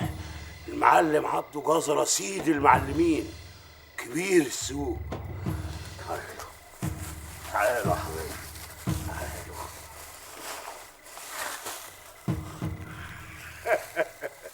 خلاص يا صباح، خلاص الولا حسن لبست التهمة وزحته من سكتي خالص. وبكره هتجوزك يا صباح يا بنت ابو رصين، وحط مناخيرك في الارض انت وكل المعلمين. وبكره تشوفوا الدوق يا سوق السوق، بكره تشوفوا الدوق يا سوق السوق. بكره انا بس اللي هربط وهفك، وكل المعلمين هتسك على البك. هو اللي بيحصل ده؟ هو انا الحيطه فوق من خبطه حسن الاقي في وش المعلم بدر كده على طول؟ معلم بدر ده هو طاقة القدر اللي اتفتحت لك يا صباح. طاقة قدر ايه يا اختي اللي اتفتحت لي؟ ده حسن لسه صوته بيرن في وداني، وصورته ما بتروحش من عينيا مطرح ما اروح. حسن تاني يا صباح، ده حسن قالها لك بعظمة لسانه، قال لك شوفي نفسك وحالك يا صباح. مش عارفه اعمل فيكي ايه، وفي دور الغرام اللي انت ماسكه فيه ده اللي لا بيملى بطن ولا بيغطي جته، لكن بيملى القلب. انت فاكره ان حسن بالنسبه لي مجرد راجل هتجوزه وخلاص؟ لا يا حبيبتي، حسن ده عمري كله، ده هو الحب. عارفه يعني ايه الحب يا جميله؟ ايوه يا صباح، بس العمر بيجري وما بيستناش حد، ودلوقتي جالك راجل وشريكي. لا، ومش اي راجل، ده المعلم بدر كبير السوق، يعني 1000 واحده وواحده تتمنى له الرضا يرضى. اسمعيني يا صباح، انا عايزه مصلحتك. اللي كنت هتعمليه عمرك كله مع حسن ده هتلاقيه في ساعه زمن بين ايديكي. يا صباح دوري على مصلحتك، ومش مصلحتك لوحدك وبس، لا، مصلحتنا كلنا، انا وانتي واختك رضا وابوكي كمان. يا صباح صدقيني، ولا عايزه بقى الصبح تلاقي اختك رضا واقفه في السوق وحاطه المشنه على راسها؟ يا بسبتي، مشنه على راسها؟ ده كان يبقى اخر يوم في عمري. رضا لازم تتعلم احسن علام في الدنيا، مش هتطلع جاهله زينا. الله ينور عليكي. والمعلم بدر هو ده بقى السكه اللي لازم تمشي فيها. بصي حواليكي يا صباح، بصي لنا، بصي للعيشه الغلب اللي احنا عايشين فيها دي. عليا النعمه لو حسن موجود بيناتنا دلوقتي كان اول واحد قال لك اتجوزيه. يا سلام، بقى حسن اقول لك اتجوزيه؟ وبعدين ده مش بايدي يا جميله. امال بايد مين يا صباح؟ قلبي يا جميله، قلبي اتقفل على حسن خلاص. قلبك ده تحطيه وتلويه كده بين ايديكي وتعصريه وتخليه طوع عليكي، لا انت اول ولا اخر واحده تحب وما تطولش. يا صباح ما تضيعيش نفسك بقى وتضيعينا معاكي، المعلم مستني الرد بتاعك. بصي انا قلت لك الكلمتين اللي عندي، عقلك في راسك يا اختي، تعرفي خلاصك.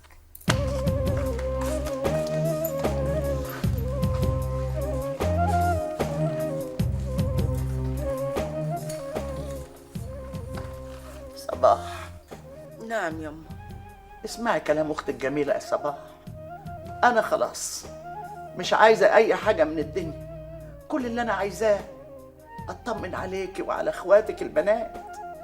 انا عارفه ان العمليه دي صعبه عليكي قوي، لكن اهو بقى هنقول ايه، حسن وربنا يتولاه، وانتي آن الاوان بقى انك تشوفي نفسك شويه. المصيبه ان انتوا مش حاسين بالنار اللي انا فيها. يا حبيبتي ما تقوليش اي حاجه، انا حاسه بيكي وعارفه كل اللي جواك يا روحي. لكن ايه، هنقول ايه؟ الحقي نفسك شويه، الحقي نفسك بقى، الحقي نفسك قبل ما الحزن يا اختي يعشش في قلبك.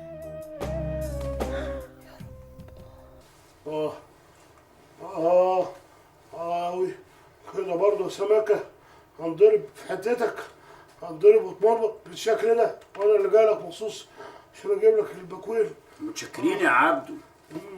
ما هو رجالة ابويا ما يعرفوكش، وانت كمان ما عرفتش ترد عليهم لما قالوا لك كلمة السر سماكة في البحر. سمكة في البحر. أنا افتكرتك بتضرب غطس في النيل ولا بتصطاد ولا حاجة. إيه سمكة في البحر دي؟ أنت ما قلتليش عليها. ولا هقول لك. ليه بس؟ هو أنت مش وعدتني إن أنا أبقى من رجالتكم الكبار يعني؟ وأنا عندي وعد يا عبدو، بس كل شيء بأوان. طب امتى بقى؟ امتى هيكون الاوان واستلم الشغل التقيل؟ كلها يومين 3 وهرد عليك. يلا بقى يا اخويا، فرجني جمال خطوتك وابقى عالج نفسك قبل ما تروح. ماشي يا معلم سماكه، انا من ايدك دي لايدك دي، انت تربط وتفك وانا اشك على البك. سلام.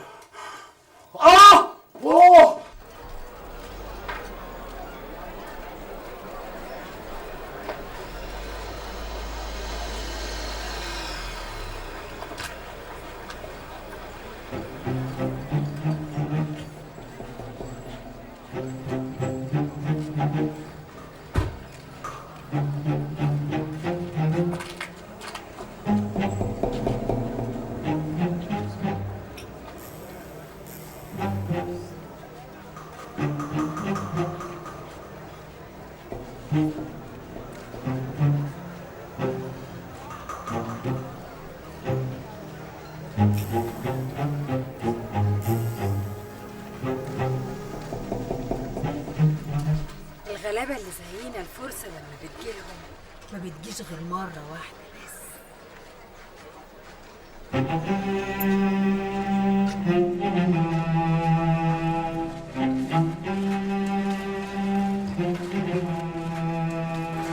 الحكاية واضحة زي الشمس.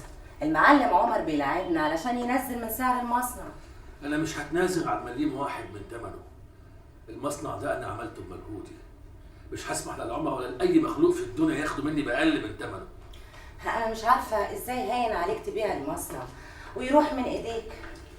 اذا كان على راح مني في البلد دي فلا راح مني كتير ومن غير ما اخد حقي يا جيجي. تاني يا شوكت، الكلام ده كان زمان سيفني. الكلام ده محفور جوايا يا جيجي. انا اذا كنت هسيب البلد دي دلوقتي فلازم هرجع لها تاني، بس لما ارجع هكون اقوى من دلوقتي مليون مره ولازم اخد حقي كله. عارف يا شوكت، اوقات كتير ببقى حاسه ان انا خايفه منك، حاسه ان جواك في بركان ممكن ينفجر في اي يوم يضيعنا ويضيع كل حاجه. انا ضيعت كتير قبل كده يا جيجي، مش هسمح لاي انسان او لاي ظروف انهم يضيعوني تاني بعد كده. هو الحل ايه؟ كلمي كاميليا، خليها تقول له عمر انه اذا ما اشتراش المصنع حالا انا بنفسي بعد كده اللي هرفض ابيعه له.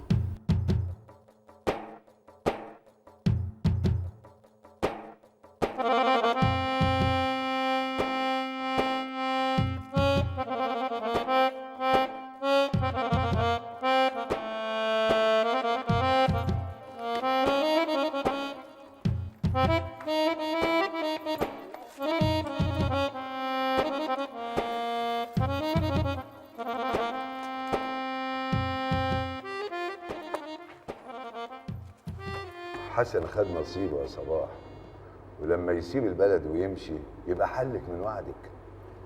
ايوه يا معلم، بس سيبيني اكمل كلامي يا بنت الناس. حسن مش حلك من وعدك وبس، حسن سابك حرة يا صباح، والحرة لازم يكون قلبها ابيض ونظيف، وانا مش عايزك ليا علشان اكون مكان حسن، انا عايز اكون لوحدي جوه قلبك. انا مش عايزك ترد عليا دلوقتي.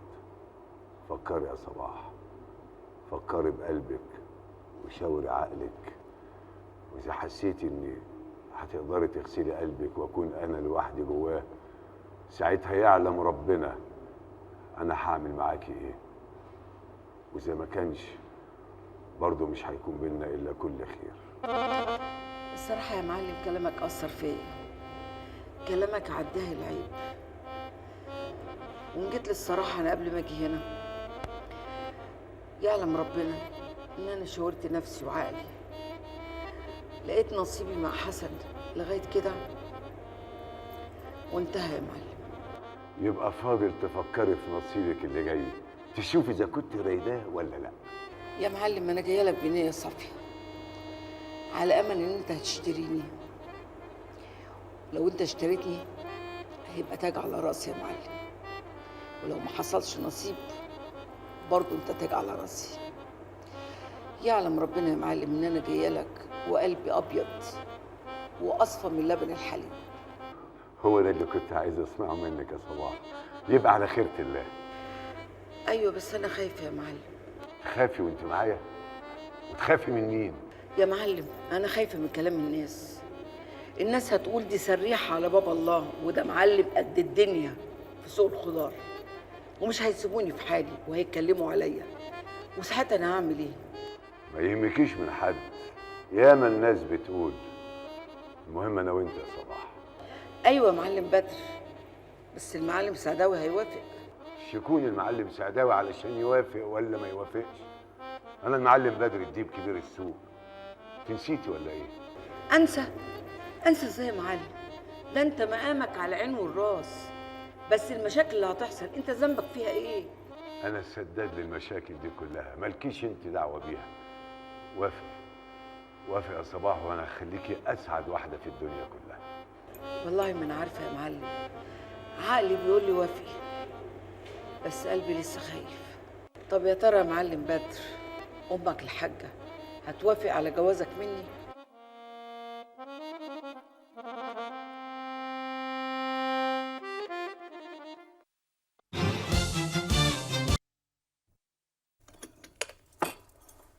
اتجننت يا بدر لما تعوز تتجوز سريحة في السوق.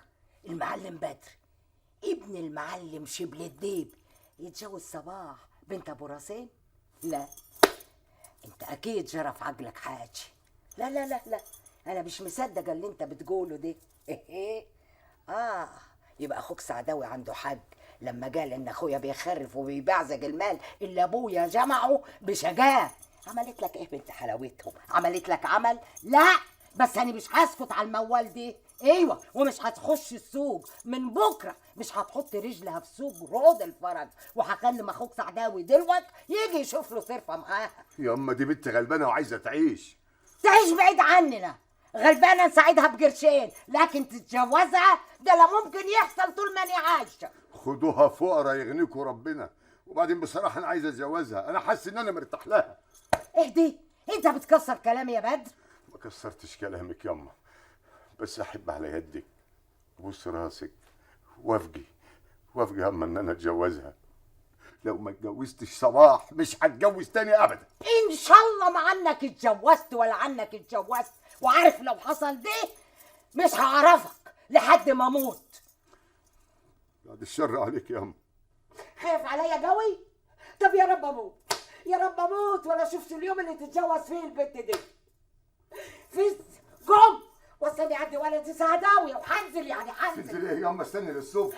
دلوقتي حنزل يعني حنزل. لا مش هتنزلي ياما، ده بيتك، اقعدي انت، انا اللي هنزل.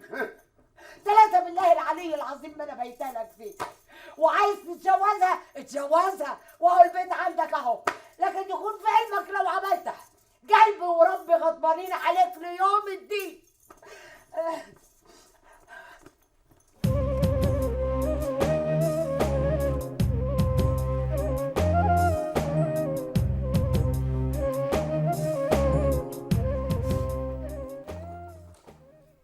وده من ايه ده يا معلم عبده؟ محدش يسألني، معلش مش عايز حد يسألني. ايه حادث؟ عملت حادث. انا جايب الفلوس اللي هي عمار صباح في السكه، خبطت عربيه. جبت الفلوس يا عبده؟ اهي الفلوس اهي. ايه يا عبده؟ انت جايب المهر البصل؟ بصل ايه وتوم ايه يا اسطى حنفي؟ فلوس اهي.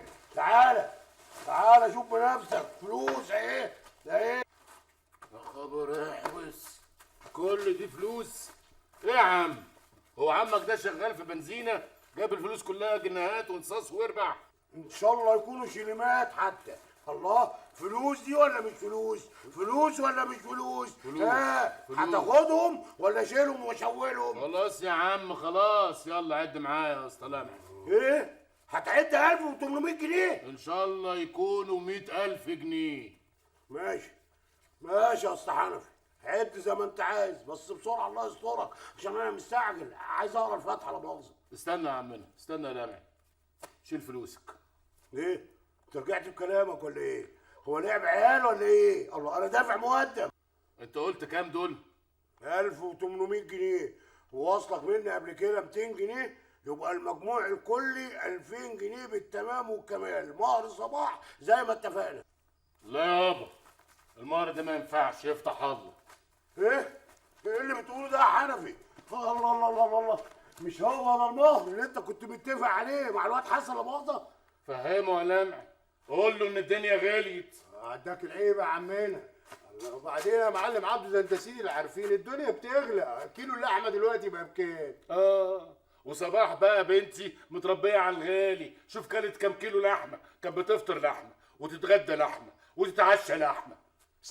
صدقوا على ايدي انا كانت بتحلي لحمه. لا ما انا عارف. كانت بتحلي لحمه، انت هتقولوا لي هو انا غريب؟ ما انا معاشركم شيء. هي اللحمه كانت بتغيب عن بيكم الا في عيد الاضحى لا مؤاخذه، واللحمه تستاهل برضه. ماشي ماشي يا اسطى حنفي، اخر كلام انا هدفع 3000 جنيه. اخر كلام 4000 جنيه. ماشي موافق، هدفع على 4، بس نقرا الفاتحه بقى.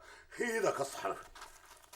لا استنى، ادفع ال 2000 جنيه وبعدين نقرا الفاتحه. يوم الخميس اللي جاي يكونوا عندك ال 2000. يبقى ناجلها ليوم الخميس. عداك العيب يا عمنا، الاصول اصول يا معلم عبده. يلا تدفع تستلم. ماشي ماشي يا ابو راسين يا ابو الغاليه، هدفع وهستلم. حق بطلوده واسمعوده. وقلت له ايه يا صباح؟ قلت له لما امك الحاجه توافق يبقى نتجوز. احنا مالنا يا صباح؟ احنا مالنا توافق ولا ما توافقش؟ ان شاء الله عنها ما وافق. يعني ان شاء الله مع انها وافقت هتجوزه غصب عنها وعيش معاها في البيت؟ ده كانت تبقى عيشة مرار. مش امر يا اختي من عيشة ابوكي واللي بيعمله معاكي. يا اخت ابوكي مقدور عليه، وامه كمان يا حبيبتي، امه عظمه كبيره. يا اختي صغيره ولا كبيره اهي برضو امه، استحمليها يا صباح، دي كلها سنه والوليه تقابل ربنا. يا ام حمدي يا ام حمدي، الاعمار بيد الله ونعم بالله، محدش قال حاجه. بس اسمعي بقى كلام اختك جميله، خشي البيت وحط رجلك كده وترسقي، وانت هتبقى الكلمه بتاعتك هي المسموعه وانت ست البيت لما الوليه تتكل. يا عالم يا ام حمدي، ده العيد الصغير بيجي قبل العيد الكبير، محدش عارف مين هيوصل مين ولا مين هيورث مين. الحقي يا ابو صباح. في يا رضا؟ عبده جزر. ماله اللي ما يسمى ده؟ عاوز مننا ايه السو ابن السو ده؟ ما احنا سيبنا له الدكان خلاص. بيدي لابويا مارك عشان يتجوزك يا ابو صباح. اتجوزنا انا؟ ايه هيتجوزنا غصب عني؟ ده انا كنت اسجنه. هتسجني ابوك يا صباح؟ واسجن الدنيا بحالها، يجوزوني غصب عني؟ يا جميله يشربوك سم نهاري يا عبده يا جزره، ده راجل ما عندوش دم. ده انا لازم اشرب من دمه، ما حدش يمسكني بقى. يا صباح دي بس يا صباح. انت عاوز مني ايه يا جدعانتي؟ وانت ايه اللي بتعده ده يابا؟ ما لقيتش الا المعفن النتر ابو دم يلطش ده؟ يعني ايه يا ابو احمد؟ يعني ما كانتش اتعذر ولا بقى جزر يابا. جزر؟ يبقوا ايه؟ تقصدين انا يا ابو احمد؟ ايوه اقصدك انت. ايه رايك؟ وانت واللي يشدد لك كمان، ولو اخر راجل في الدنيا مش هتجوزك يا عبده يا جزره يا عرباجي. مش كده يا صباح، الراجل ما غلطش، وبعدين الراجل اتغير اهو، مستحمي ومتكلم كمان. متكلين؟ شايلايا متكلين. انا على راي المثل ابو البصل وامه التوم، هتيجي الريحه الحلوه منين يا خفه الشوم؟ لا حلوه. الله الله الله الله، وانت كمان بتضحك يا اسطى حنفي؟ يعني عاجبك الكلام ده يا حمايه؟ حماك يا اخي حموك في طشت مليان بطاطس لجتتك المقيحه دي. حماك يا اخي حرام تشيلك. الله جرى يا ام حمدي، ده انا طالب الحلال. خلوك من وسطك وعلقوك من رقبتك، انت واللي عاوز يميل بخت صباح. الله ما تتلم منك ليه لو ما كسركم. لا لا والله ما انت قايم يا عمي. عمي يا اخي عمد دبب في المشمش يبقى اتجوزك يا عبدو يا جزره. في المشمش انت اللي قلتيها بعضمة لسانك، والمشمش اوانه الايام دي يا بوحه. ده لما تشوف حلمة ودنك وتشوف قفاك معاها. اذا